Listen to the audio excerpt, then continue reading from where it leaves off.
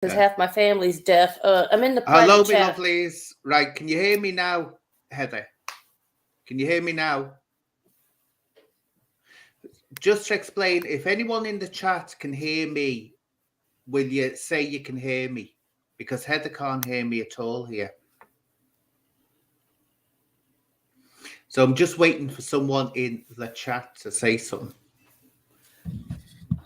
Maybe if I like refresh my stream or something. So sorry about this, guys, but there seems to be technical issues. I'm still waiting for Christine to turn up, who hasn't turned up as yet. Hopefully she'll come soon. Oh, so I'm all right. It's on Head's side. She can't hear me. Great stuff. Thanks for that, Gary.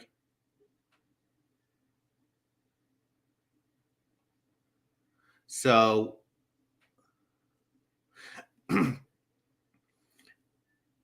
I say, people just waiting for Christine to arrive, but we'll start off. If she wants to jump in at some point, she can. Can you hear me now, Heather? Hello? Can you hear me? No, it's really weird. I can't hear anything from you. Well, this looks like it's going to be a no-show, people, because Heather can't hear me. Christine, well, sorry about that, y'all. Yeah, so it's going to be, it looks like it's not going to happen, but what I'm going to do is I'm just going to give Heather another chance to see if she can get it sorted. But it's also like, I think it's going to be an aborted, because we were waiting for Christine to come along. She's the one that actually. Okay, well, in case it's something on my end, I'm gonna, because I can't hear anything at all. I'm just gonna check my settings. Yeah. And see if it's me and refresh my stream, because I can't. I'm very sorry, everyone. So we'll just wait and see if Heather can go back on, and hopefully Christine will jump on, because she's the one with all the information to talk about gaslighting, which is when you try to make a person think that they're in the wrong or they've done something wrong and it's all their fault, or paint them a certain way. So if anyone wants to ask any questions in the chat, I'll as long as they're not impertinent, I'll answer them for you when we're waiting for Heather to come back. And you know what? This is terrible, because I'm looking at my screen because the lights are so bright. I can't. I am so sorry. It was me. It was like I basically I have an Amazon speaker, and I'm in my living room, and it's upstairs, and I connected it audio wise, so like everyone can hear. You're dismissed. Get out the room now. You'll pick up your wage at the weekend. Not having Oh God! Look, it happens. What about that time? The first one we did, and my headphones were playing up, and literally you had to sit there for a half an hour because you couldn't interrupt me when I was on my headphones. So don't worry about it. But anyway, I knew it was something silly, because normally I'd be in my room, but I've been like kind of trapped more or less, like I said, over the past since the beginning of December. I've had almost constant COVID cases in my household. I do live in a large household, God. So that's meant me, because I do work in social care and do that kind of stuff part-time during the pandemic. I have to be like extremely careful and stay away from people. So I've got my living room. Here I am. Yeah. But anyways, thank you very much for everyone's patience. That's all right. It's a question, because I said to people, I didn't know how long you'd be, so I asked them today, ask me questions to make me feel like I'm some kind of celebrity, darlings. Anne, how do you get your eyelashes on so perfectly? The natural, darling. The natural, totally natural. I end up gluing my eyelids together. No, what it is, I learned a trick in the theatre many years ago. I wouldn't advise it, because it takes time to get used to and train yourself to do it perfectly. You actually put them on your eyelid, the glue on your eyelid, not on the eyelash. And that's because, of course, on stage, you're sweating, you've got lights, your makeup's got to be, well, we use special makeup anyway on stage, grease paint. And the eyelashes, you're talking about extra long eyelashes, extra strong glue. So if you get it wrong at first, you might find that your eyelid is stuck to your eyes like that. But once you get it right, you know just how much to put on. It's like trial and error. You have to keep on doing it. But that's why I do. If I try to put on the eyelash, they won't stick. They just never stick to my eyes for some strange reason. But yeah, so sadly, I don't know, unless Christine's running late. It's but we'll start anyway. If she comes in, she can jump in. And what's Lisa saying here? Now, do you want to give your view? Because you know about, well, oh my God, who has been gaslit more than you had, it's two of us. You have. So do you want to give us what your definition of gaslighting is and your experiences? Well, I think, first of all, gaslighting is kind of becoming one of those things which is a phenomenon that people are just becoming more aware of in general, but that means that it gets thrown around as well. Yeah. Now, when Christine was on before, I mean, she's talked about going through, domestic violence and the cyberbullying with a partner of hers and some of those aspects of that. So for hopefully Christine will be able to make it, but that's kind of, I talked to her today on Messenger on Facebook, and we were like, so there's the gaslighting that you sort of hear thrown around. You're gaslighting, that's gaslighting. There's a movie from 1938 called Gaslighting, and it is about a domestic abuse situation. So today we're gonna touch on that, and to explain that gaslighting is it's a psychological structure that is something that over time makes the victim question reality. They can't trust reality, and this is a systemic, like a pathological thing. It's a pathological aspect of lying. People can lie, and you could say that specific tactic. So there's the gaslighting. There's a psychological coercion method in domestic abuse situations, and people should remember domestic abuse isn't just hitting. Like you can, especially in the UK, actually, coercion. If you coerce your partner or emotionally abuse them, that's a crime.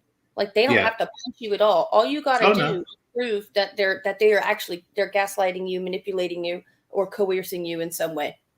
See, the thing is, extended period of time under certain aspects of law. So if you have that between domestic, so is that to answer the question for the gaslighting. But then the second one is a specific rhetorical tactic known as gaslighting, which is a tactic of liars, which will often come in the format of saying one thing.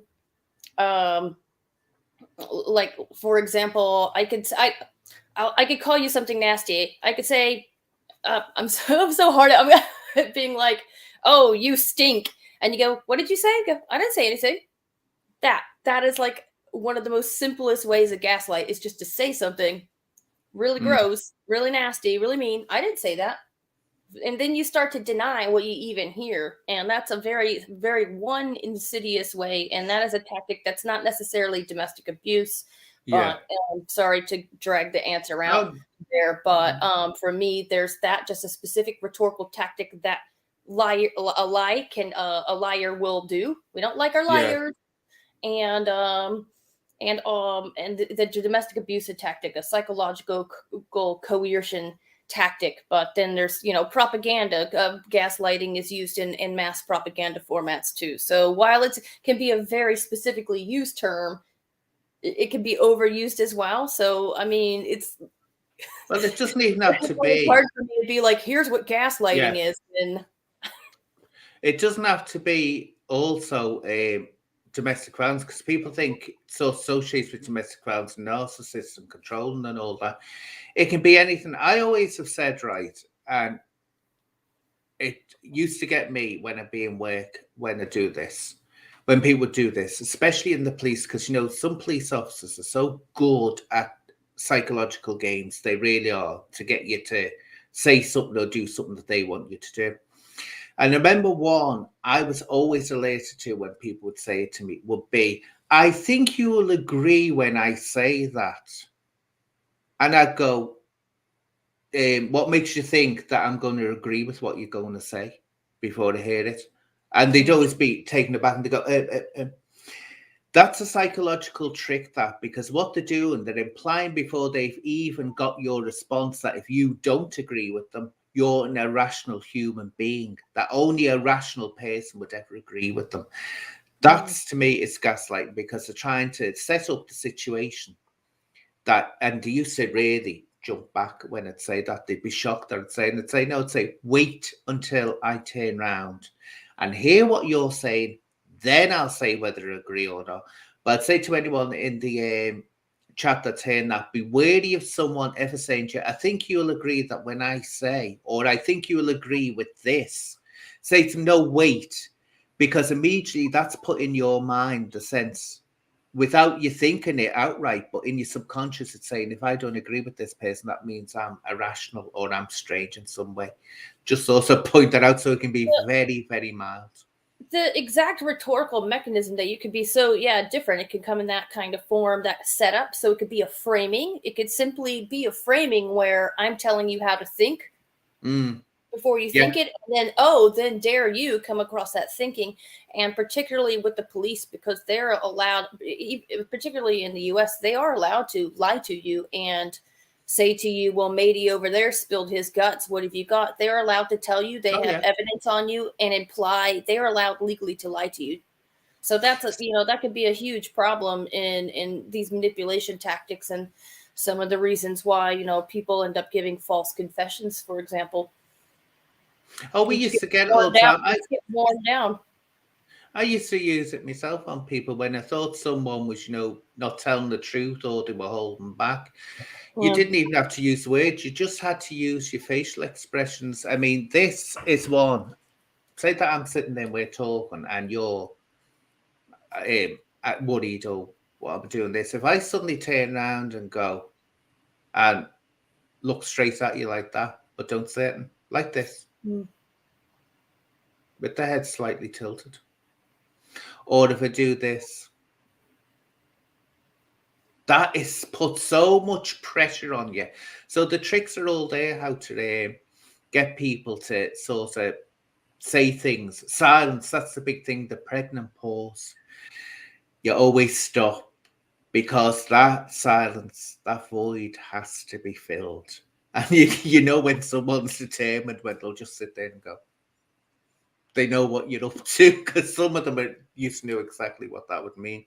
But you don't even have to that means, even if you're innocent or guilty, that means, some people, when you're involved in or witness a crime, please go tell the police what you see. But then if you're in that situation, unfortunately, when you're being accused of a crime, that means, that's why you should just shut up. Don't say nothing. What you say can and will be used against you in a court of law. And that means if you're innocent or guilty, if they're using manipulation tactics, they're trying to get their conviction sometimes. But the law system. But someone put something up about the bandwagoning being a form of gaslighting. And yes, I would tend to agree. Now, bandwagon, to have a bandwagon effect, is a specific term in PR, in marketing. This is a way that you suggest it's popular. So if you suggest something popular, that's more likely to get someone involved. So an example in marketing of a bandwagon effect would be when they sell you a toothpaste and they say 4 out of 5 dentists agree this toothpaste is best. That's an example of a bandwagon effect. They're suggesting lots of people, lots of dentists who also have ethos. So pathos, ethos, and logos. And actually, we talk about gaslighting. There's a lot of rhetoric and specific techniques to it that are interesting to break down. So this is like very specific kind of rhetoric, So that doctor who has ethos, you should trust. Lots of doctors say that you should use this toothpaste. That's a bandwagon. Now, the gaslighting, if you want to call it the gaslighting, it's not a lie, it's spin. It's like a lie by omission. You'll see a little asterisk and you read that asterisk and you'll say, 4 out of 5 doctors agree, but 4 out of 5 of those doctors were paid by Procter and Gamble to say Colgate is, right? So when you deal with gaslighting, I don't know, I guess you really got to start thinking exactly what is the tactic like they've used. Like for me, that's how I've managed it and dealt with it in my life, is I did this. my particular focus academically was on rhetoric, was on violent and eliminationist rhetoric. On discourse, I would, look at political propaganda from the local areas and do discourse analysis of them and functional analysis to understand what techniques they were using, what was working, what wasn't working, why, who are they targeting, what who are they, what's the counter argument, what's the counter propaganda, what are specific techniques are they using? Is it radio? Is it a video? Is it coming in music? Is it a pamphlet? What's the organization look like that's making the message, making the propaganda? Is it? So this is the kind of stuff I just got, I think, very just really dismantled it, and then if it's not mysterious for you, you can begin to fight it. I think you can begin to arm yourself against it. Yeah. And the insidiousness of it. I think what it's a lot of time is experience as you go along, because I know when you're talking about organizations, especially governmental organizations, use psychology and gaslighting a hell of a lot, to keep people under control. And that's why the best propaganda and propaganda studies is the stuff from the state. Yeah. It's just like, and it's a form, again, it relates to, I think it does, that a lot of people in the top jobs in like police forces and government and all that are either sociopaths or psychopaths. And when I say psychopath, I always have to clear this up, because people think psychopath, they go around torturing and killing people and stuff like that. No, not always. It's the majority of them wouldn't think of killing or torturing anyone. They don't even know they are. All that it is that they don't have a sign of empathy. So they're required to stamp all over someone, destroy your life because of a stupid rule to keep it in order and keep it in check and keep you on the script that they want you on.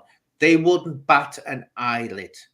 And you're always painted out to be this nasty, horrible person that, we can't have you around. So employers do it a hell of a lot, governmental ones especially. They're always doing it, always, especially in the police. Yeah, the effects of these personalities in these institutions can be very hurtful to people, but then they wouldn't actively necessarily go, I'm hurting people. The people you really got to watch out for are the people in that category of the lacking of the empathy, the absolute, the narcissism that does come from that. You've got no empathy, so you don't really care about other people, but it's people who are sadistic. They've got those tendencies, but Heather's frozen they again. like to see people hurt. They to hurt people. So that is, there was a spinny wheel. I don't know if it was me dropping out or you on your end, but no, that's what I'm saying is, you just froze for a second. That's all it was. It just saying froze for a simple second. Sadism. It's just that is a particularly a dangerous thing, particularly if you're talking about, people in those institutions, police forces. But how to deal with someone who likes to hurt people is a different I used to see them in the police. Now, this wasn't high rankers all the time. The high rankers were bad enough, but they had the sense to try and act as if they were rational, compassionate human beings. And like most psychopaths and people like that, they can act. They're very good at acting compassionate. We care, when behind the scenes, they're absolutely destroying people's lives to keep them quiet and stop any the secrets getting out. But I used to see officers, and they'd literally, one of them, and the nicest fella going when you spoke to him. And he was really, really nice. I'll give you two instances here.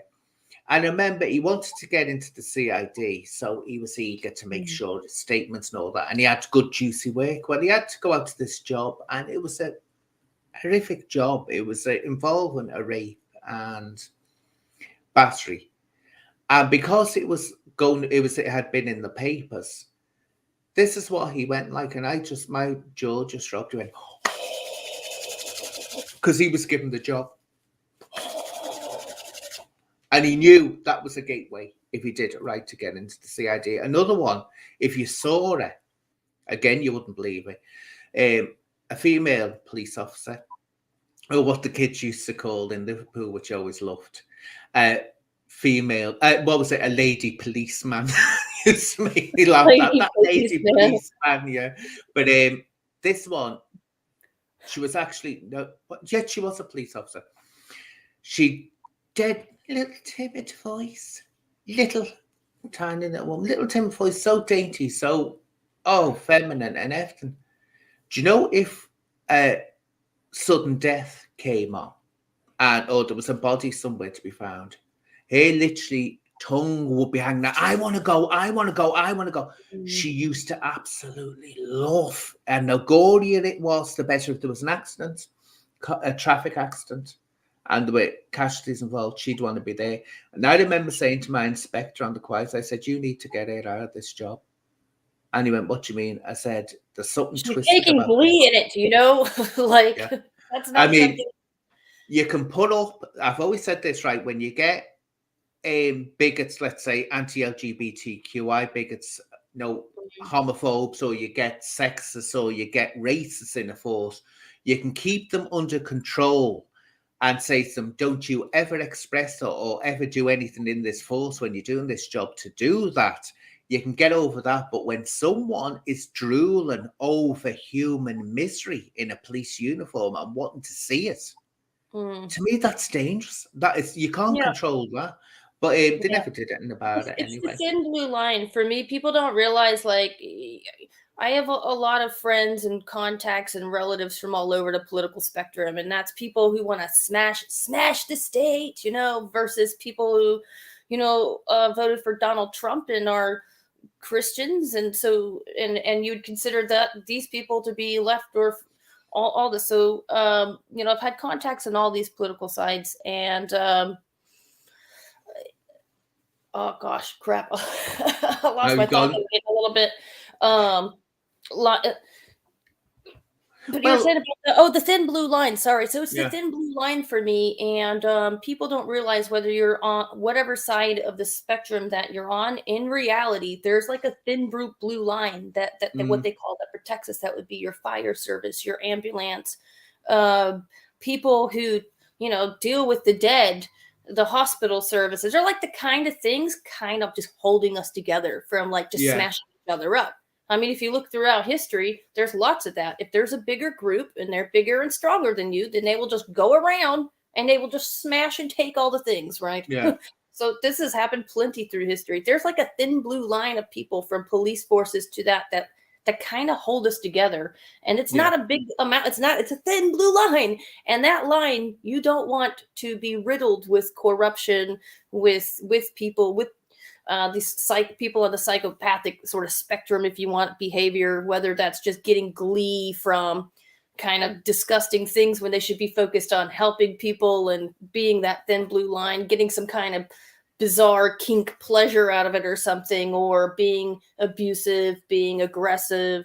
This is, the American system right now, it's that thin blue line is like so stretched in America right now. It's really shocking. I feel like I haven't lived there for 13 years, but that's what we're talking about. I think that it's not a lot of people there holding us together, folks. So you want to make sure the right people are in that role, and it's not destructive people. People don't even think about it. It's an interesting one. From Alex Hall. Do any of you women feel conned by Danny Christie, knowing he was fighting Decker all along? I think he should be held accountable for it. Now, don't know about that. That question seems, I don't know. I wouldn't even know how to address that. But what's drawn it to me is the name Danny Christie. Because this is an interesting thing, which I think goes into sort of, I don't know whether you'll agree with me, a sort of gaslighting way, where Decker is the big monster in the room. And quite rightfully, people are asking questions about him. I'm asking questions. I've got serious concerns about Decker. But somehow the counter side to that is that Danny Christie is suddenly being painted this angelic, wonderful person that everyone should admire. I'm sorry, right? I don't know, it's just me, Heather. I'm of another generation. But I remember in my day, if anyone, good God, even thinking about it now, horrifies me, hit the parent, especially the mama. Yeah. Hit the parent. Oh, that was hell. You were going to hell. No doubt about it. The only way anyone would understand a son hitting one of the parents was if it was the papa and they were doing it because the papa was beating the mama up. Yeah. That's the only way it would be excusable. But I don't know whether it's because of my, I say, background, the way I was brought up, and the generation from that punching your mother in the face and strangling you. Oh, that would be it. You'd have to get out the sissy. You'd Yeah, have to I'm get pretty out the sure sissy. my generation feels this strongly about punching Yeah, your mama. it's terrible. Look, for me, like I'm not into I don't know, the fight world or the boxing world or anything like that.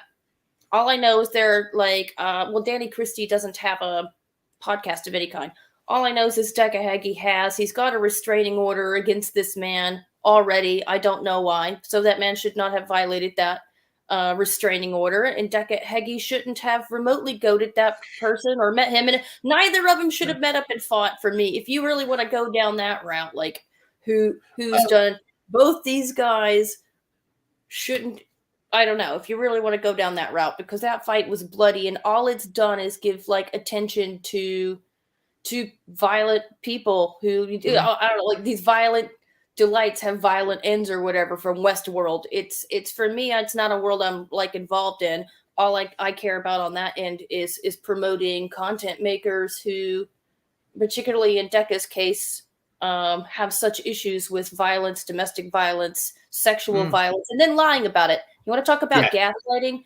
I have examples of Decahegi saying, "I did not commit a offense of a sexual nature. I don't have any convictions of a sexual nature." Time after time, you could read the transcript. He literally goes, "I do not have a conviction of a sexual nature." Then shows you paperwork of a conviction of a sexual nature. If that, when you see something with your eyes and someone asks you to not believe what you see from a court on paper and is telling you that that is not a sexual conviction of a sexual nature, that's gaslighting. Well, so all I know is like, this is not very dangerous for women. This is very dangerous. And why do people want to promote someone who is calling women he's sexually assaulted liars? We don't accept that, right? Is that something that we accept? Is that acceptable? Oh no, it's not acceptable. But the thing is with me is that I can't understand this. What happens a lot? Why one person being bad that no one likes suddenly sets someone else up as being a hero when they're clearly not. They've got a history, and just because someone admits to something doesn't mean that they're let off the hook. And also, did they have a choice but to admit it? You know what I'm saying? But this is where I think the gaslighting comes in, because when you do that, I mean, we all know Decca, you've just said it says concerns about Decca and all this business. But when that happens, when you've got someone who's held up as being some kind of, I mean, people say the most bizarre things about Danny Christie. Oh, a wonderful man. Oh, a man with models. Sorry, I can't see it myself. I don't know. I haven't really. But the thing is, Heather, right? The thing is, right? When they do that and hold it up, and they're always doing it in conjunction with Decca, you know why they're doing it? They're doing it to make Decca look worse, or try to make him look worse. There's no need to make him look worse. No. What's out there now is bad enough. But that seems to be the contrast. It's the good it's the good devil and the bad devil, that kind of thing. But I think that's a form of gaslighting in itself, setting up a situation like that. Oh, there's a good one, there's a bad one. I get that. I get called. We call that in propaganda false equivalency. Oh, is that what it's called? Here we are. Yeah. Great. So this is when you take two things and say they're the same thing when they are not. Hello. I had problems, technical issues. Issues. I'm sorry. It's okay. We're just pleased to have you on board. Just a major. Thank you so much. So we've just been filling in, talking about what our views are on gaslighting. But you tell us now, Christine, what you're going to explain. I am Christine C. Clark from the United States of America, and I am a victim of gaslighting. And gaslighting is systematic abuse that the person that's gaslighting, it's very well thought out with malicious intent and premeditation. Gaslighting is a technique that undermines a person's perception of reality. And when someone is gaslighting you, you may second guess yourself, your memories, recent events. You may question your very reality and your sanity. And they do that purposefully to the victim. Yeah. Because we talk about it. I had that to give people a quick perspective of what happened to me when I was working for the Merseyside Police, and it was all kicking off for me because I was speaking out and they wanted to shut me up. So what they do is they bring out the thumb screws. They used to do things, you know, they'd say certain things to me like, well, it wouldn't even be subtle, it would be outright, you know, trying to make you doubt yourself and think, oh, well, did I hear that right? Or was I right? And literally were trying to convince me at one point that I was mentally unstable. And I've actually got the paperwork, because I got the paperwork later. And it said in it, oh, let's just go down the line and mentally unstable in what he's saying if any reporters or anything come to us and question us. But that's what happens. And you don't realize at the time that that's happening to you. And you do start to doubt yourself. It's horrible. Yeah, it is an accumulative effect. Yeah. There's something in a media effect called the cultivation effect. I think there's a guy named Gerber who it's a well-known effect. It's a cultivation effect, and it's the kind of idea that if something's happening to you, or if you're getting exposed to a certain kind of thing, particularly with media, but I think it's very much applies to gaslighting as a technique. At first, it doesn't seem like an effect, but then eventually your worldview down the line has changed. You didn't even know it happened. And an example of that with media that would apply psychologically with the effect of gaslighting is it's called a mean world effect. So it's been well documented that people who watch lots of crime programs, watch lots of things that depict certain kinds of crimes, if you ask them about what they think about crime in the world, they're eventually, over time, it won't happen at first, many years later, they will assume certain kinds of crimes happen in higher frequency, like kidnappings. Their whole idea of the reality of what crime is skewed, and they think the world has more kinds of violent certain crimes. It's a mean world. They become a mean world. But you've been cultivated over time. And many things, political attitudes, what you want to buy in a store, all your political attitudes, your tastes, your values, all of these can be cultivated over time. And gaslighting does that too, because it picks away over time. And then maybe a year later, you don't even recognize yourself no more. Like, you've come so far from the cultivation of your worldview is now being turned into their worldview. And that's when it starts getting scary. That's when it becomes really scary.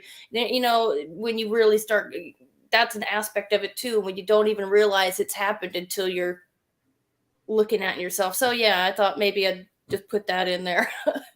So Christine, what specific things have happened to you? Because I know we had a little discussion on Messenger about Messenger, Facebook, and you seem to have looked into this a hell of a lot, haven't you?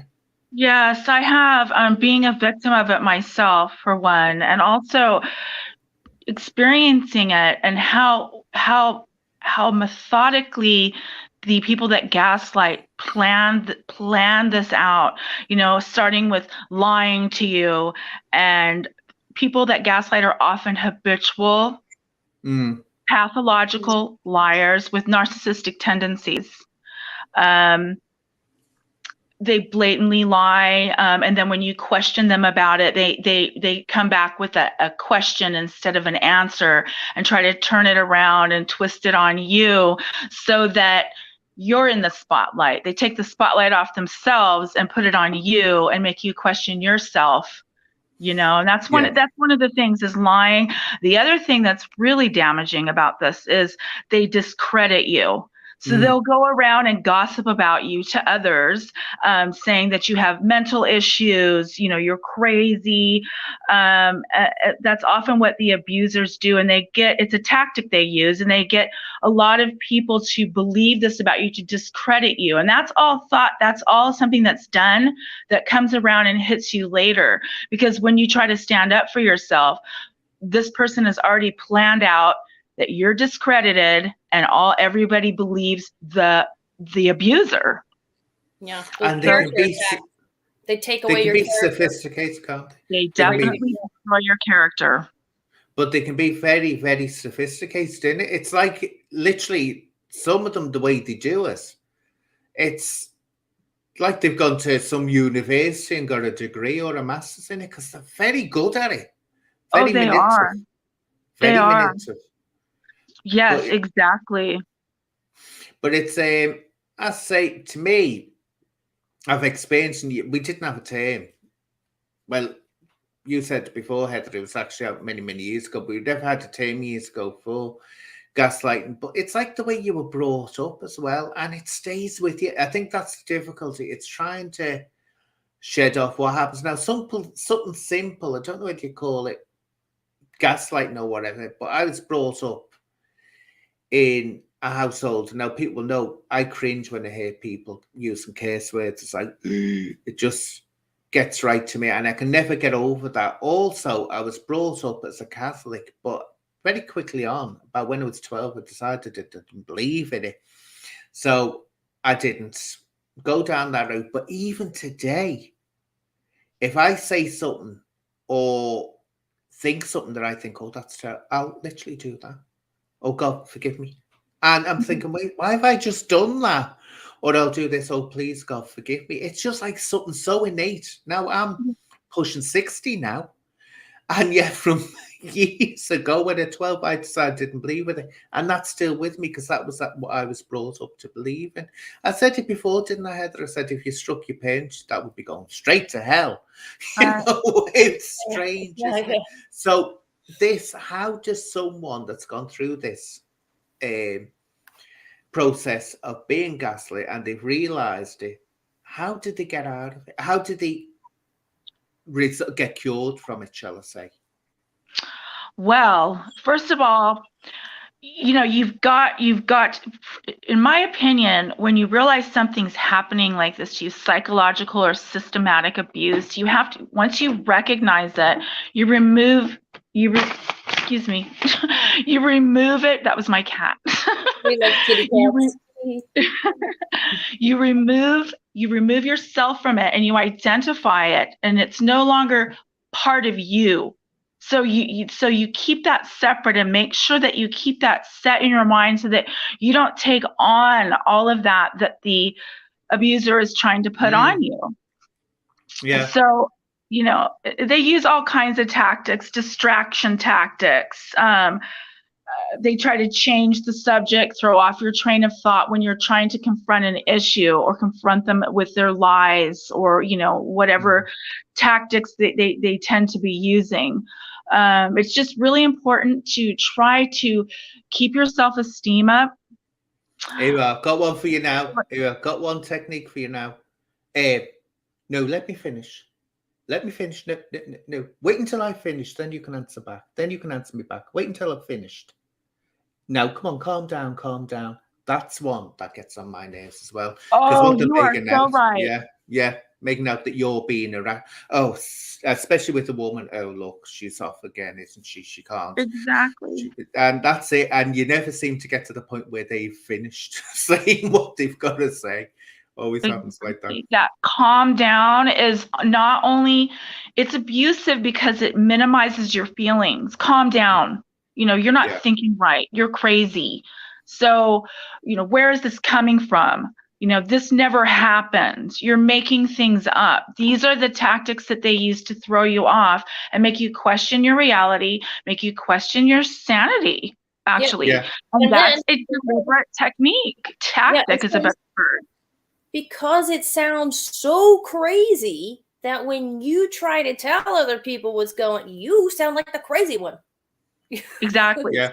And you could imagine someone being so mental in a relationship or doing it. You're like, so when you describe it, you almost sound like you're that's so part of it as well. And part of the probably why it's hard as well, the aspect of people in abusive relationships to admit it, to confront it, because you've already been broken down through this process. Exactly. Breaking down systematic abuse. Already systematically taking what makes you away and ground it down so that they can remake you, so they can control you. So through all this, then like you sound like the crazy one. And it's just like, ladies, you are not crazy. You are not crazy. No.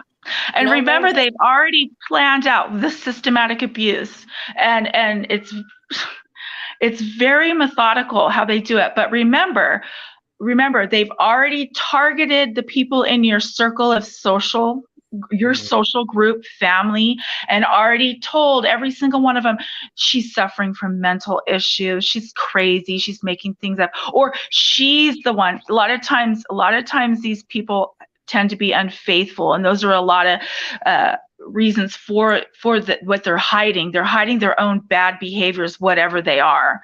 And so they'll make you out to be the bad guy. They'll damage your credibility and your reputation so that you are alienated. So they alienate you in that way. So you can't really go to anybody because everyone's going, you know what, Christine, I think you just need to calm down. Maybe you should go to a psychologist and stuff like that. So because those people have already been, compromised in a way that they've already been told by the abuser that you're crazy. And there's no way of fixing people, these abusers. There's no way to fix them. One of the only thing you can really do in a relationship like this is leave. Yeah. Because they're not going to change. They will never change. Go ahead. I'm sorry. No, I'm sorry. It's just like so much what you're saying was like landing with me, like it was making so much sense. And and that's what you're saying about she comes away with the mental health problem. Now, a big example of that was the case in America with Gabby Petito. What happened? That girl was there was clearly something physical going on, and the coercion, they pulled the van over, and when the police leave, it's because she's having a mental health breakdown. She's having OCD. She was the one having a mental health problem. Yeah. Like they put him in a hotel room. They made her sleep by herself in a van because she was having the mental health problem. The police walked away.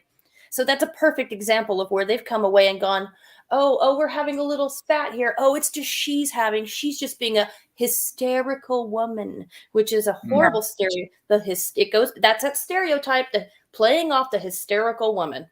Mm-hmm. Oh yeah, I mean, we used to get it, as I say, in the police, and it cost Gabby her life because they came away with that exact. They could have saved her life. They had recognized the gaslighting. You see, the thing is, though, when you're talking about the police getting involved in it, it's like I don't know what to call in America, but we call rapid response. That's what I used to work with, the rapid response. In other words, the call would come in, the police would go out. There's different sections, rapid response in this neighborhood. I did that towards the end of my career in the police, and I hated neighborhood because it was all like, it wasn't responding to what was coming live. Then you were the follow-up, that way. You used to follow up what was going on. But when it's rapid response, this is the way the police look at it. Their job is to go out there and try to get a situation where it's peaceful that moment and it's not going to blow up that moment. But it's not their job as such. I'm talking from a British perspective. It's not their job to say, right, what we're going to do, we're going to arrange somewhere, counselling for you, or we're going to have a look into this, see if you're being gaslit or not. They're just trying to get a peaceful situation to that, how that's happening at that moment. Because I can tell you now, on the system, they'll have in their ear, the control room, look, this job needs to go to, you've got to get there with it. And Britain, it's timed as well. They have to close down the logs within a certain time or it goes against them. So it's like, you've got to go to this instance, you've got to go to that instance. So the police officer's like, yeah, that's calm. Now we can go. And there should be a follow-up there. There should be a follow-up. But they just don't have that resource there to do that. So they tend to, that's why why you get a lot of cases where people who should have been protected weren't, because the police had someone in their ear. No, you've got to go to this. Because it's rapid response to being dealt with, not the neighbourhoods. The neighbourhoods have more time to get more personal and to give a bit more advice. But again, what will happen, in all honesty, Heather and Christine, if I came to you as a police officer and they'd been upset and I took it inside, and I said, look, I think there might be a bit of an issue here. If you thought of going for counselling, you'd go absolutely spare on me, wouldn't you? Or you'd be insulted by that, because immediately I'm putting the blame on you again. So it's a very difficult one. It's a very, very difficult one to get over. Yeah. I read about a case in England. Maybe you can educate me on this. A woman who was a victim of gaslighting ended up committing suicide, and the boyfriend was actually convicted later for murder because of all the systematic abuse he had put her through, which led her to suicide. I don't want to mention names, but I had read about that. Well, it wouldn't be murder; it would be a manslaughter. If she took her own life, it would have been, and it would even be difficult that being manslaughter, because it's the one thing about suicide is when a coroner has to decide whether someone's committed suicide or not. And the big issue is that it's one of the most difficult calls to make, because it's so difficult. Say someone's found with unless they leave a clearly defined evidence of video, I am killing myself now, and doing that, it can be very hard. I remember someone, when I was studying law many years ago, we went into this subject, and they were saying just how difficult it is to determine a suicide or not. It may look obvious to people if you see someone hanging and they've left a note saying, I have taken my own life, I've hung myself. A coroner's in this position, but has there been foul play here? As someone made them write that, then hung them, that kind of way. So it's a difficult subject. I can't remember hearing that case, but it definitely wouldn't have been murder, because if she took her own life, murder has to specifically be that the person carries out like that with intention of ending the person's life. So I don't know if you heard of that one, Heather. Oh no, I just Googled it up. I was looking it up, and the person was found guilty of actual bodily harm and assault and was jailed for 4 years and 3 months. The judge said that they drove the woman to kill herself that morning. I'm paraphrasing, and I guess they're and then they said it was this was in March 2017, so they said it was a milestone sentence under the coercive and controlling legislation, which we did mention earlier. So that was 2015. So in England, if you're in a domestic abuse relationship and no one's getting hit and nothing's getting destroyed, it is coercion and controlling behavior. Emotional, psychological abuse is criminalized in this country between partners. You can't do it. That's exactly and unfortunately, it's not criminalized in other situations. So if you have someone that maybe, I don't know, is a neighbor, or maybe a family member that's not considered like your your partner, it doesn't apply there, and maybe it possibly should. But from my understanding, it's like just between domestic partners that's a criminal offense as of 2015. So that is recognized. No one can. Just want to jump in here, Heather. Someone's put on. Boom. Andrew Gowan, how can you be here and a moderator on the different live chats? It's because someone is going around pretending to be me. But if you'd like to let me know whose channel they are a moderator on, just let me know, because I'll have to have a word with them, because they can't go doing that. It's against YouTube's rules to carry on like that. And if the person who owns the channel doesn't remove that person, especially given them moderators thing, if the copy of me got my Avi on and all that, they can be, was it Jockney Sparrow? What's that? I've heard that name before. Oh, Jockney Sparrow, that fella that I don't know, it seems all right to me. Just boom, if you get a chance to drop in there, say you've got the fake Anne in there, do you mind removing them? Because the real Anne isn't happy about it. If you could, boom, just thought I'd point that out. Jockney Sparrow, I know who he's talking about now. So sorry about that. So what else did you want to say, Christine? No, that I remember that case clearly, and that's exactly the one that I was talking about. Thank you for linking that up, Heather. And yes, in the UK, it's definitely something that is looked harshly upon, but in America, difficult to prove. You basically have to be definitely physically abused before a restraining order is issued or anything like that, or any protective orders, or if some, difficult to prosecute for systematic abuse. Yeah, it's very, very hard. Yeah. Like I said, and that's what when we originally talked the first time, that's why I was asking about the around the cyberbullying stuff, because I was like, some it could differ in different area, county to county, what they'll like consider domestic abuse, even if they'll even drive a car out to your house and do anything about anything. Like, this is going to maybe take a certain threshold of violence. So how are they supposed to recognize the insidious violence that's just as dangerous, may drive a victim to suicide from these just extremely malicious psychological tactics? So this is like, it's so insidious in a way. Very much is.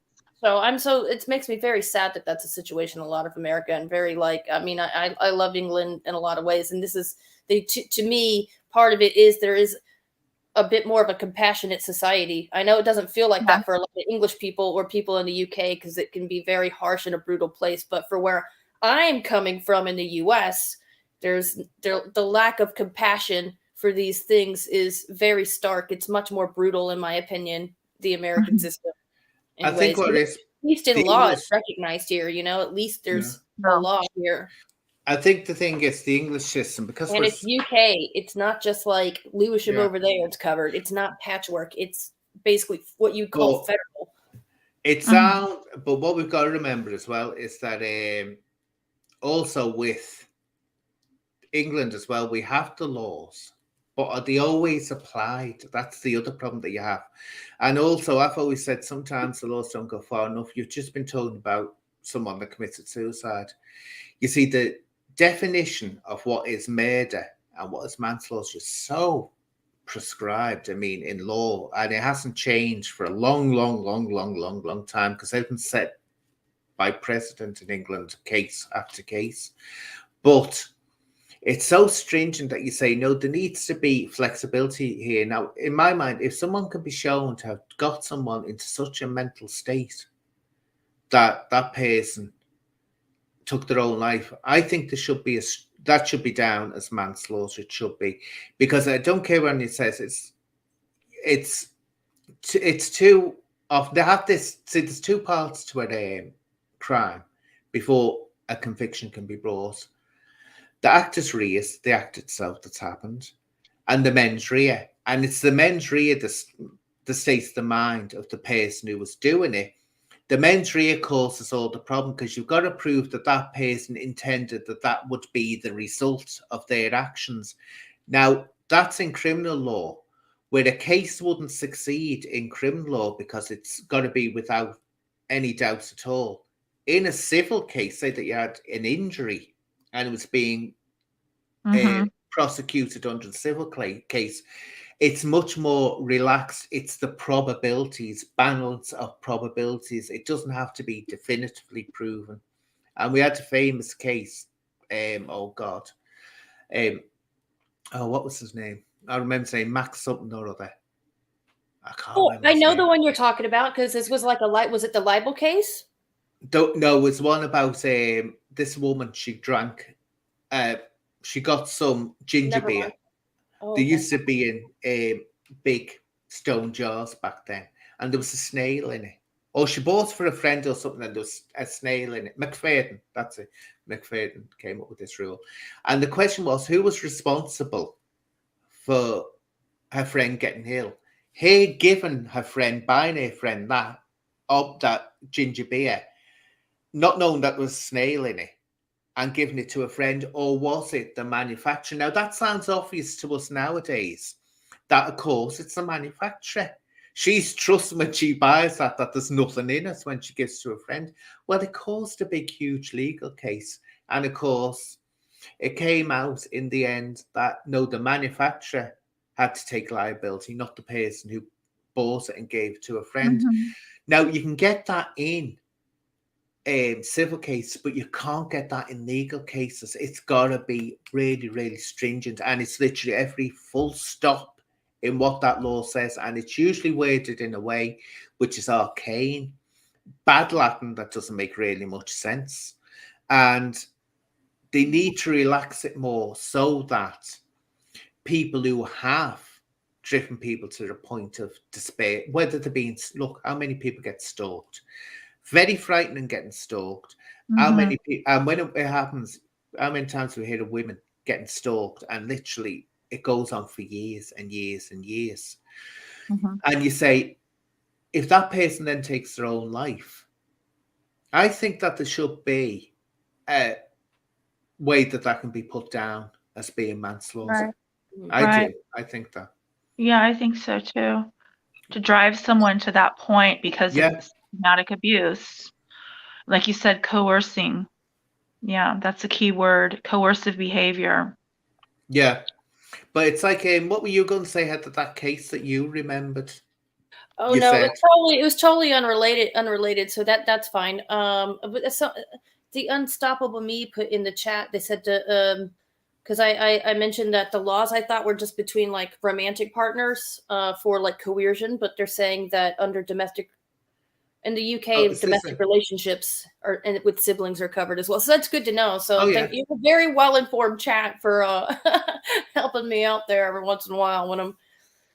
Oh yeah, siblings come into it now. That's really good information. That's good to know the protections that people have. You know, like what can you? There's the effects, but then you know what can you do is like the thing, right? How do you combat it? How do you work on your mental health, but also get maybe the practical things legally you need to get done to make a conviction go through. So I think Yeah, exactly. Well, this is the thing with the law as well. There'll be someone in the chat will know what I'm saying here. We'll work on it. You can get the laws there, but it's getting the law to be enacted is a completely different thing because you've got to rely again on the Crown Prosecution Service (CPS), which I believe in America is Child Protection Services, isn't it? But it's a completely different thing here. CPS I've made is that switch. I know it can get confusing. CPS here actually are the one side when the police get. I hear it all the time. Oh, the police never did. They wouldn't take it to court. It's not the police that decide whether it's going to court or not. It's the CPS, the Crown Prosecution Service. And believe me, no officer wants to spend months, sometimes a year or more, on a case and have the CPS say, no, dish all your work, we're not taking it, which is what they do very, very often, not in the public interest. But so you have to get over that battle phase. But I've said this before and time again, especially when we were talking about domestic abuse. It's what happens when a person comes forward, say that they have been gaslit, say that they have been controlled in this way. When they come forward and they report it, which is a big, major step for them to do, what help are they going to be offered to get through this? And that's where I always say it gets very, very difficult and disturbing, because I've seen that in reality, the support isn't there. It just isn't, or it's very, very weak, or takes a long time to get. Look, right, people are waiting 6 months to be mentally assessed after they've reported to the doctor. About stuff here, but in my case in the States, because I was also from like a poor background and stuff and all that, so I was able to go to Christian Associates. So sometimes you just got to go to local organizations, and they didn't care if you were Christian or not Christian or nothing. They can help you or provide. Even some of these places have psychological services. So if there's not a government service there, because unfortunately in America, you are just going to be completely shit out of luck. And but you may be lucky with some church organizations or non-denominational organizations that do that. You might need to go to that, but I guarantee if you go look up some churches, and they might be in a better position to not sit there and preach at you, but actually get you to psychological services or help you with housing, or even stuff like just getting like soap and hair just to wash your, or getting in contact with other people who could put you into a women's shelter and that kind of stuff. But they're not going to be easy. Sometimes you do have to unfortunately work for that, but I would recommend that.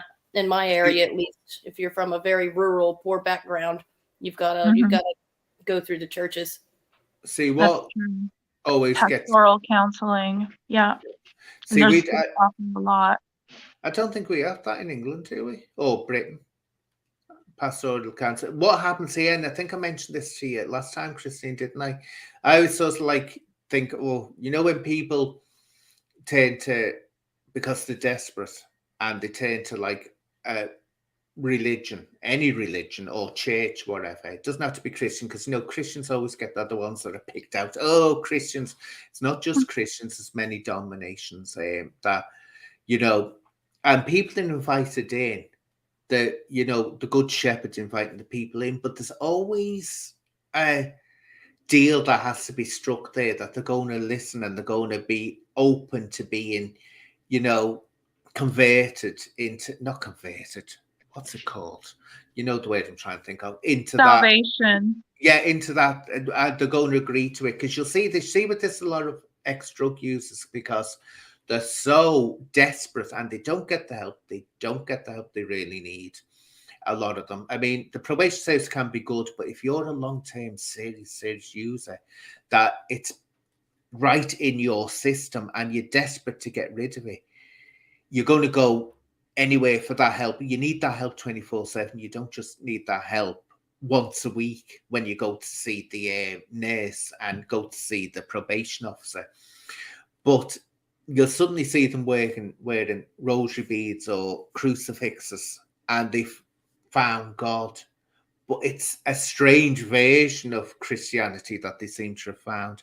And that's what I always get worried about. I think, no, it's the package that comes with it. There's always a deal. Well, we'll give you this, we'll help you. I mean, I don't know what's like in America, but in England, your church is just to go to of a weekend or whatever. That's it. Well, I mean, I'm from the deep Bible Belt, and that could even probably talk to you for half an hour just on that. But essentially, it's not just evangelicals. It tends to be, there's everybody. There's Jehovah, there's Mormon, there's Pentecost, there's Assembly of God. They're all in there. Right. So it's not that simple and that straightforward. And some of these churches will be just nice community churches. Some of them will try to scare you, the gloom and doom ones. But there still would be advocacy. Some of these will be like the one back home. If it's still there, they're doing good work, and it's just associates. It's just like, you know, so they'll offer you help without making you go to church. There's just like, they refer you to services. I'm an atheist. They never cared. I didn't believe in God. Like, they'll help me with the services. So this is not like them trying to. You get so. I haven't been de-brainwashed from the old Bible Belt there. I'm pretty resistant to all the little tactics, the little church tactics there. You get so. I always take the pamphlets. I'll always take. I love looking at the pamphlets and how all the writing they do. I'll take it every time if they hand me something. You'll get ones. I know that or what are they called? The Quakers. They don't call themselves Quake Fellowship, aren't they, or something that comes out? The Quakers. I know they're ones that are famed for going out and helping people, but they don't push the beliefs onto them. In other words, they don't go out there and say, because apparently, according to them, you help people, but you're doing it for the person. So for you to try then to convert them against the will, or to try and make that a part of it, they believe that that's doing wrong, because you're doing it for yourself, then your own glorification. That, oh, I've converted someone. They might talk to someone about it, but they don't go in heavy on them. So that's right. But Alex has just asked here, can you put a civil case against an abuser with no CPS charges? Yes, you can. You can go civilly for it, but it's difficult. And you're best doing it if the CPS haven't decided to take any charges. But what you've got to understand is that there'll be no imprisonment following that. There'll be no custodial sentence. It'll be either a financial or something like that. Because ex parte is a restraining order. That's through civil court. I think when I got mine, that was through civil. So you can go through civil. You don't have to like wait around like a criminal court and lawyer up. It's like pretty civil. But the problem with it is, as I say, there's going to be no punishment as in a potential custodian sentence. They can't do that. But it is it's just this whole issue of gaslighting, and it's so prevalent. I see it on the internet as well. It's happening all the time. Let's say that it happened to you on a grand scale. You were accused of being someone else, and it still goes on out there. We saw it the other day. It still goes on there that you're this, I don't know, you're this amazing troll that goes around everywhere. You've got multiple personalities, and it's all set up. And they're relentless on it, aren't they, with you? They won't give up on this. I mean, that's why I just put so much of myself out there. Well, if you really want to hear me drone on about one time in farm class and my cat, well, then now you got it, because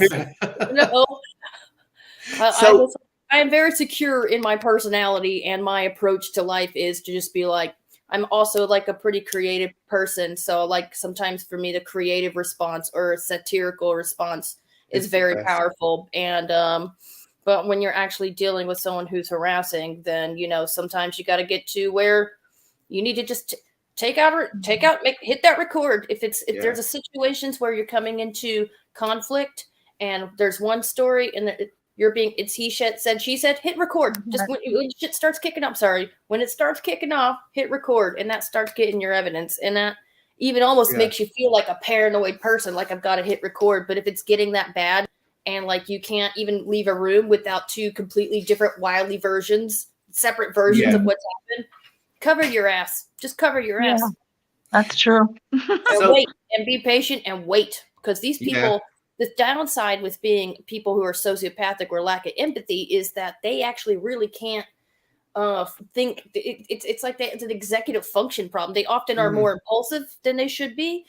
Because they don't have empathy, then they will be screwing up lots of other things in their life, because if you don't care about the people around you, then you don't care about the consequences of your actions. Those things will come back on them, but these people tend to not be able to think very many far steps ahead, because as good as they are at manipulating human behavior, they really can't understand 4 or 5 steps down the line how I'm going to emotionally react, or you're going to, because they don't understand emotions.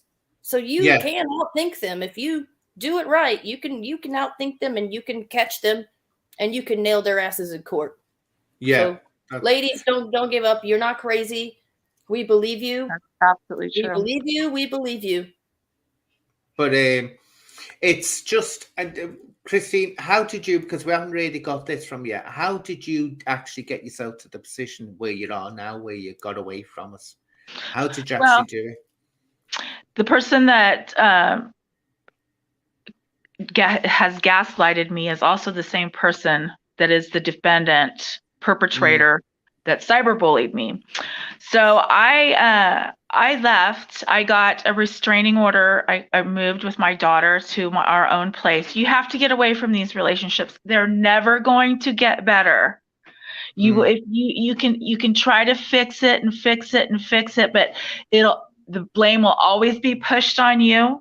They use all of these techniques, which are, lying to you, discrediting you, distracting you, minimizing your thoughts and feelings, shifting blame and denying wrongdoing. It's going to continue on and on and on. And pretty soon you'll blink your eyes and 5-10 years will go by of your life. And he's still, or the person who's gaslighted you is still the same narcissistic bully that he was from the beginning, because they reveal themselves right away.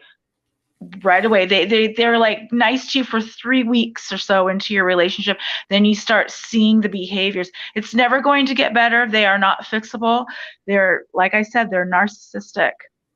So the best thing to do is leave, which I did. I'm sorry. And I got a restraining order based on not just the systematic abuse of gaslighting. There were other things going on. And I had told you where he had a hidden camera, and it was filming me without my knowledge and without my consent, in my nudity, and uploaded onto the internet for public humiliation. So I took all that evidence because I found the camera, and of course he denied it. I didn't even know that was there. I didn't know that camera was running for 1.5 years. I have no idea how that got there. And I'm like, okay. So I actually took the chip out of it and made copies of it, along with explaining the systematic abuse and things that he had done. And compiled with all of that, I filed for a family law, just a domestic violence restraining order, because we lived together. The restraining order was not issued by family law for my protection, but because of what he had done, the district attorney's office picked it up and turned it into a criminal restraining order, because it's criminal violation of privacy. It's, all the things that he did on the internet to destroy my life, which is a federal crime. And it sounds like that DA is like on top of it. At least you got like, that's so important. Exactly. If you can have a person in that, whether it's the prosecutor or someone that's actually having your back in that. So I'm so glad that you're sharing this, Christine. That you're sharing this experience. Because I think I'm just looking at the chat. Like, I think this is like hitting so much more home than like people realize that this struggle. So yeah, thank you, Christine, for sharing. Like, you have to leave the relationship. That person will strip you of your personhood, will just destroy your credibility and everything that you are, with malicious intent and premeditation, and you'll end up wasting your life away with someone you cannot change, you cannot fix. So it's best to leave. Do you think women, though, specifically, are brought up to be gaslit or expected to be gaslit? Because when you hear about, the way little girls are brought up, I think in a way the reason why the vast majority of people who are gaslit and who are victims of abuse are females is because literally the way society brings them up. Exactly. I'll just give you an example, even on this platform amongst podcasters. 48 laws of power. There's one that says crush your enemies totally. Who's raising a little kid to go crush your enemies? That's a law of power. So if you're already like trained, like, you got to be obsessed with power. That's what they meant. 48 laws of power. Wow, how to manipulate. That's a horrible thing. I would never raise my kids to be crush your enemies totally. I'd be like, there's so much more to life than that. But I think that's just an example of the misogyny that is out there, and part of the conversation that we're even having around status and power and how you get your way in life, crushing people. Well, that already sounds just got that. Heather, he's got that from Machiavelli, the prince, because in that he said that. But what people always forget, and this is essential about Machiavelli, when he wrote The Prince, which this 48 powers and all that, it's just basically trying to be a modern version of that. That 48 powers isn't saying anything that hasn't been said before him. But The Prince, when Machiavelli wrote that, he wasn't actually writing a rule book. This is what people don't get, the way rulers should act so that they'll stay in power. What he was doing, he was actually criticizing rulers, but in a comical way. That's, for some reason, the way he wrote that was considered comical in his time period. So he was actually taking their pee out of them, if you know what I mean. He was jeering them along, but people think for some reason he was being serious, that Machiavelli meant that. But that's all that rolling that guy, like. Yeah, it's just like, they're all going on these 48 law power and all this business. Well, I'm sorry, if a certain person that was interviewing him the other day, Mr. Prince Atwood, if he's any example of someone that's read that book, he hasn't done very well with it, has he? He hasn't done very well at all. But that's all it is. It's just based on Machiavelli's The Prince, which was a joke. It's not to be taken seriously. But it's a macho thing, and it's about how women are taught to represent themselves and have power. Oh, yeah. That's a different conversation, because you can speak your mind and be strong and like, what you might be called a bitch. What's the worst you could be told? No. Like, men do it all the time. Men get a work evaluation and they go, I want more money. So they're happy to set their boundaries and say, here's my thing. If you don't like it, take it or leave it. Yeah. It's almost a kind of a drive towards, that kind of power. But you know what? None of the women I know are obsessed with power, how to get power, how to crush your enemies. We're worried about surviving and finding our own voice and like getting, like, that's not even a conversation we're having right now. We're trying to deal with the a-holes who are obsessed with the power. Yeah, I think what it is, it definitely is. But this one, Christine, interesting one. I know I've got what I want to say, but I want to hear what you've got to say to this. Alex has just asked, no respect to Christine, but ain't she got any brothers or another family member to stop him? If it was a female in my family or Sable, I'd make his life hell. What's your answer to that? Well, two things. Gaslighters often reach out, or like I said, your whole circle to discredit you, and they do that with malicious intent early on, so that they're the good guy in the relationship and you're the crazy one. And a lot of people believe it. They often believe the abuser first before they believe the victim. And it's just a common thing that happens. It's known to happen like that. They spread rumors and they talk to your family members and they tell them that you're mentally unstable. And it is a tactic so that people don't believe you, even your closest people. Yeah. And it happened to me. Yeah. So that's one thing. And the other thing is, for me, I would, I've had people in my family like become very angry now that they know what's going on, and there's, the sheriff's department's involved and the courts are involved, and even the FBI is involved with this whole situation that happened to me about the internet and the cyberbullying and all that I'm a victim of. Okay, now people believe me, people understand it because he's a defendant. Still perpetrating, by the way, and the FBI is still telling him to stop doing things on the internet to me. But now that I've brought and established all of this to, the law enforcement, FBI, justice system, people understand that I'm the credible party in this now. And so I have support there. The other thing too is because of me being so diligent with the law, I've had family members rise up and say, well, he needs to, being very, very angry and feeling like they want to talk to him or say something to him. It can't happen because restraining order is in place for one. And so you can't have a family member talk to him.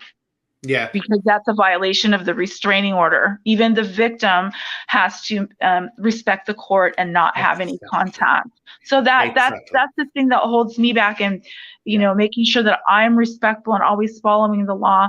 But yeah, definitely my family is really upset and have said things that they wish they could talk to him and make it stop, but that can't happen because of restraining orders. And two, I am not ever going to waver from following the law. Yeah. He's the violator, so let that be known and very well established. So now Alex has said one other thing. That's one thing I'll never understand. Women hiding their abuse or protecting their abuser. I just can't fathom it. It's a bloke thing. Now this can be, I can understand what Alex is saying actually from a law enforcement point of view. I can see what he's saying. It can look a bit misogynistic the way it's been put down, but he's actually got a point here. And what it is, you see this time and time again. The woman that was being abused or being gaslit or whatever, or in this situation, they'd be the ones protecting the abuser. But what you've got to understand, Alex, is someone has been gaslit. Gaslighting is the thing, as Christine has explained. You start doubting your own view of the world, your own rational mind. That's what you start doubting. So that they're doubting themselves, and they suddenly see, let's say, a police officer coming on the scene because there's concerns or whatever. They start protecting the abuser. And also, this is the thing that people don't mention, it can be embarrassing. It can be embarrassing for people to admit that they've been in that situation, as if it's something bad on them. It's like when someone's conned. We used to get this, you'd get, and it would always seem to be the older generation would do it. They'd fallen for an online scam, and they'd come in to report to the police, and they'd lost loads of money. And they'd be like, oh, I feel so stupid. I didn't want to come in, but my family made me do it. I feel so stupid doing this.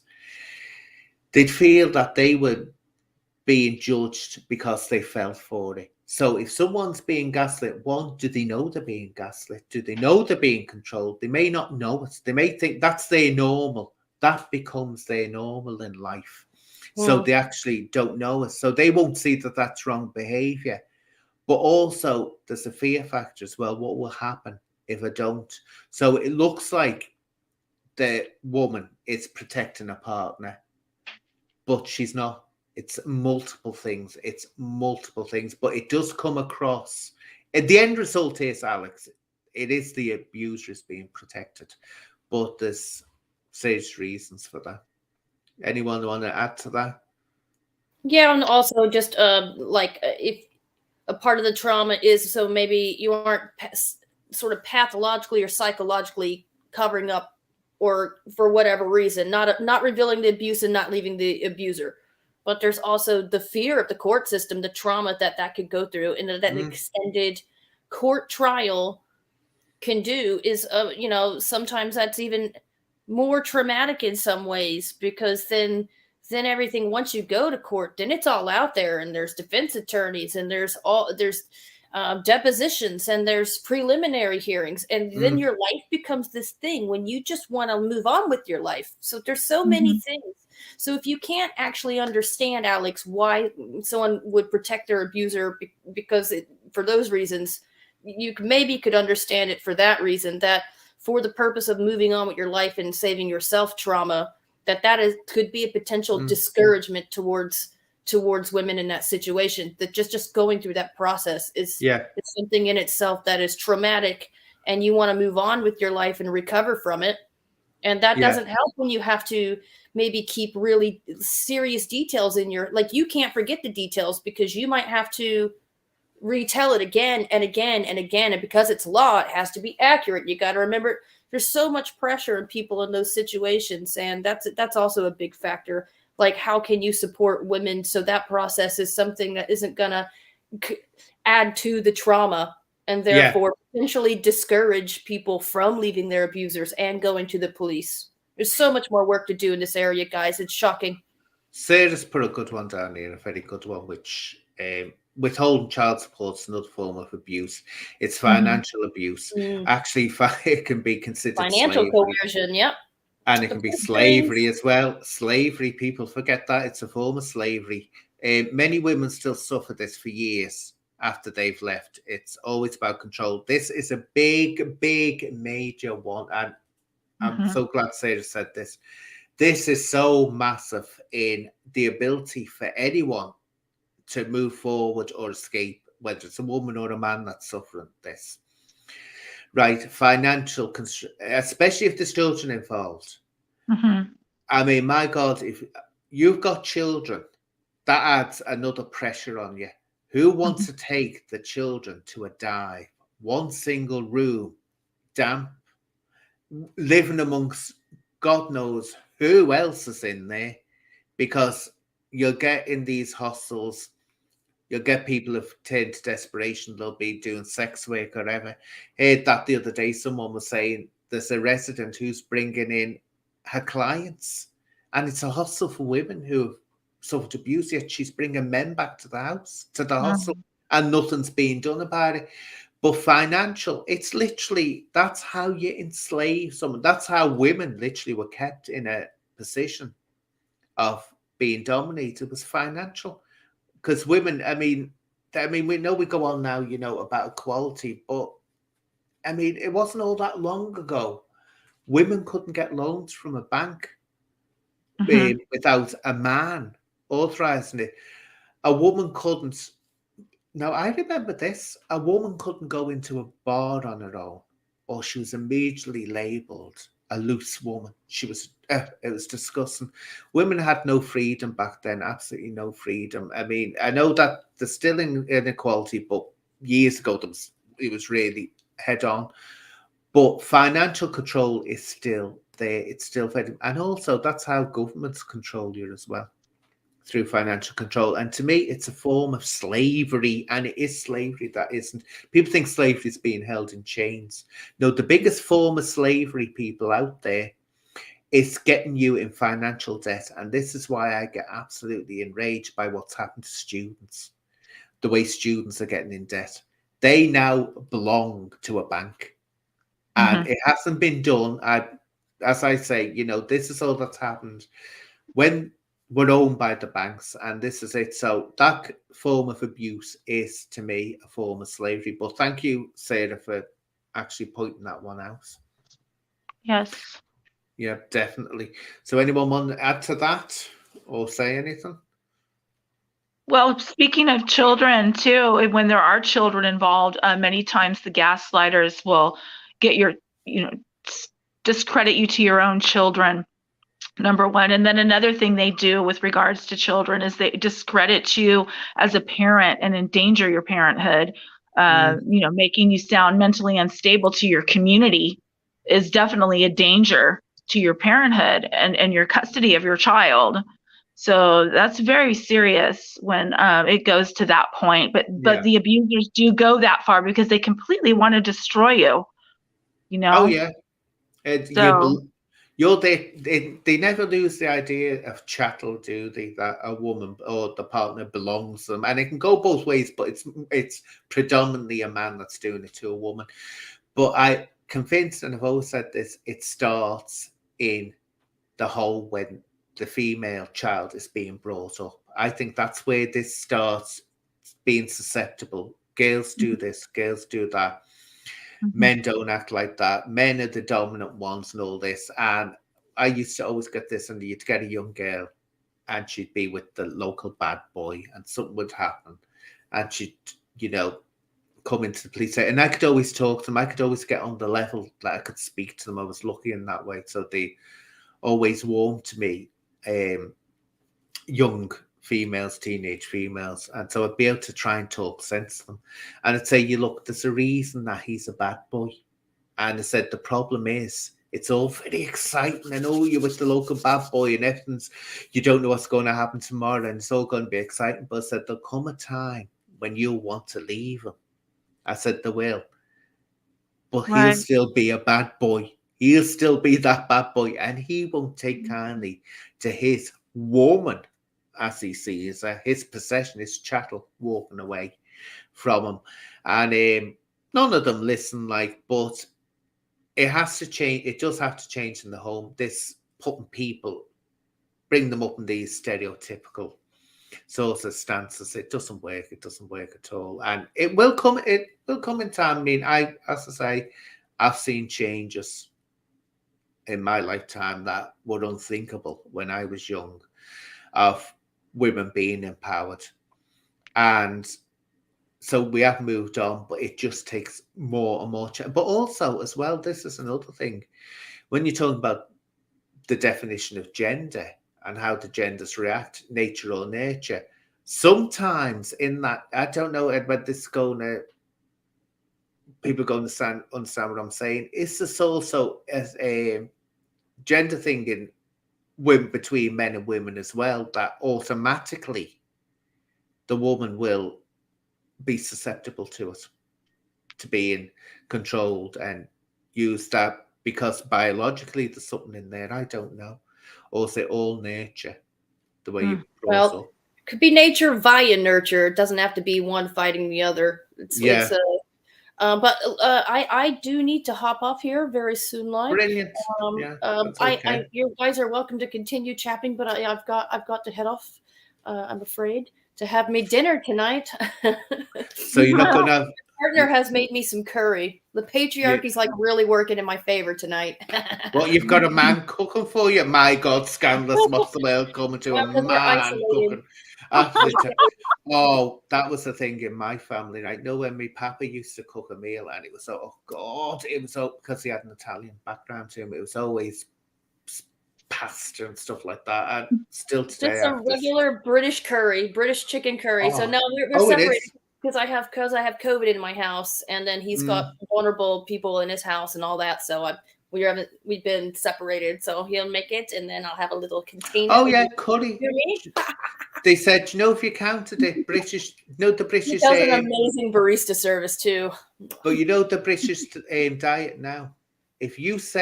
When you say to British people, "Oh, what's the national British dish?" They'll always turn around and say it's roast beef, roast potatoes, Yorkshire pudding, carrots. That's it. The Sunday roast is the national dish. No, it isn't. If you actually looked at what people eat, the national dish of Britain now is curry.